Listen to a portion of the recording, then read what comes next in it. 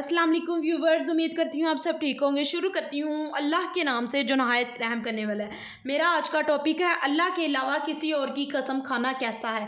कसम खाना शिर्क है।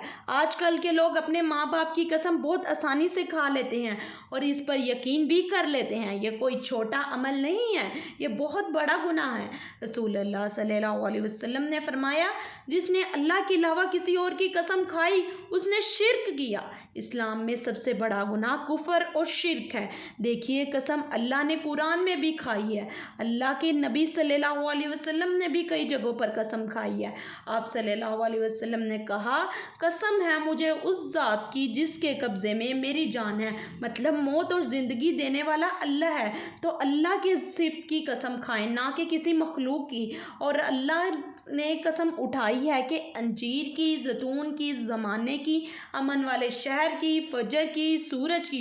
तो इसका मतलब ये नहीं है कि ये बहुत फजीलत वाली हैं जो अल्लाह ने इन सब की कसम उठाई हैं, बल्कि इन सब कसम खाने का मतलब ये है कि अल्लाह जब चाहे इन सब को गवाह बना दे। कसम उठाने का मतलब किसी को गवाह बनाना होता है।